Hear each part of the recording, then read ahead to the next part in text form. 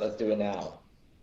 Good morning, Marshall. Thank you very much for joining us. I wanted to just introduce you to the audience really quick and say when I first met you, it really struck me that you were someone who knew everything that you could ever want to ask about a very high scale contact center. You were last 22 years at Sprint and as an architect and designer in contact centers, and before that you were at Apple in the early part of your career. So thanks for joining us. Yeah, thanks for having me. All right, so this COVID pandemic is of course on everyone's mind, and so could you tell us a little bit about Sprint's contact center before we get into COVID, and talk to us about like how many concurrent agents do you support, what kind of volumes do you see? Just give us some context before we jump into COVID. Sure. So Sprint is a very large contact center, and we have about 30,000 named agents around the world with somewhere in the neighborhood of 17,000 concurrent at peak during a busy time. So we have a lot of calls in flight, a lot of agents in flight, and need to get the calls to the right place, to the right agent to handle our customer questions. On a typical busy day, we'll get about 1 million calls. When we're really busy with, say an iconic phone launch, like an Apple launch or an Android launch, we could see that double or more. Wow, yeah, that's a big volume. So if you think about the recent COVID pandemic, that of course is global, how's this impacted your employees, your operations, just your demand profile? What's it look like? Yeah, interestingly enough, we have seen kind of a drop off in call volume, but there's still a large demand for calls out there. But we've also seen a drop off in available agents because agents, we have a global workforce. And so different countries have different levels of lockdown or travel restrictions, or entire countries are tightly locked down, similar to what you might have seen in China. And so they're not able to go into a contact center. So we've really had to work with our global partners as well as internally here domestically to be able to shift our workforce to protect our agents and keep them healthy, as well as to protect our customers. Like in our retail stores, we've shut down, I believe it was posted out there, 70% of our stores are closed right now to help protect our customers and our representatives that work in those stores. Yeah, we've seen that pretty across the board on our client base, where you have these massive contact centers and all of a sudden they have to flip people to working remotely at home, sometimes over mobile connections. Yeah, it's amazing. But what's interesting about Sprint is that this isn't your first rodeo when it comes to agents working from home. You've got a pretty good history there, and I think that prepared you. So talk to us about that.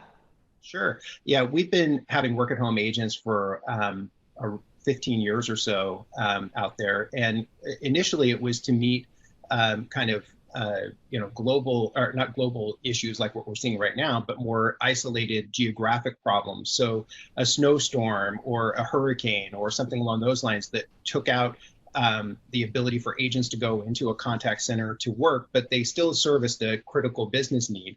So what we pursued at that point in time was to get a certain percentage of that workforce either working home full time, or the ability to take a laptop and go work from anywhere to be able to meet a need. We've also seen our capabilities to handle different situations, like in Puerto Rico when there was a hurricane. We were able to stand up a call center in a hotel using our mobile agent technology, be able to get to those agents outside of the call center and be able to have temporary facilities that leverage the same technology. So if you look at that past experience and look at what you're doing now with COVID, is there anything new or any new situations you've had to respond to? Yeah, absolutely. So first of all, as a standard course of business, our global partners don't have work at home agents. So we've needed to work with every single one of those global partners to certify their platforms and agents working from home, and do testing and work through issues because the different outsourcers have faced. For instance, if an outsourcer had their VPN through their US hubs, but their ACD was down in the Philippines. We were seeing 500 milliseconds of latency and trying to handle a call through a soft phone over VPN. So we had to use alternative approaches such as mobile agent to a cloud ACD platform, similar to what Cisco has, but could be anybody's cloud platform out there, where we just do call delivery outside of the VPN to avoid that additional voice latency. Yeah, we're seeing that quite universally. A whole bunch of large on-premise customers come to us and say, set up a cloud contact center for overflow, and we want you to set it up in like 2 days. So, what advice would you pass along to other businesses who have to be dealing with this right now?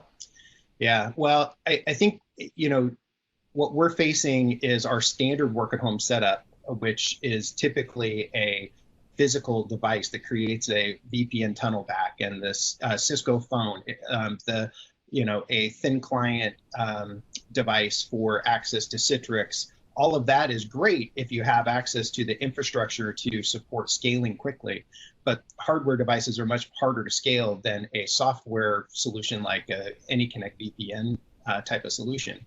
So very quickly, even though we have a large installed base of work at home agents, because of lack of availability of that equipment, we've had to pivot, and within a week we had to come up with a qualified solution, load up laptops. We loaded Jabbers, our soft phone. Everybody's going through VPN. We had to, completely regression test the system to make sure that everything worked the way we would normally if we were in a call center. Distribute laptops, just find headsets that are USB, because the Cisco phones use the RJ11 jack. So all of this has really put a lot of pressure, especially given that shipping is not what it normally is. Normally you can rely on FedEx and UPS to deliver something overnight. That's not always the case. The headsets are flying off the shelves faster than toilet paper right now. And so trying to find enough supply for thousands of agents is very difficult.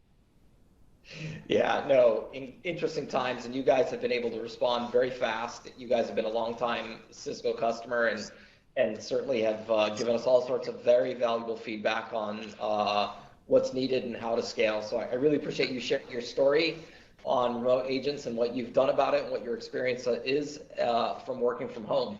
So thank you very much. You're welcome.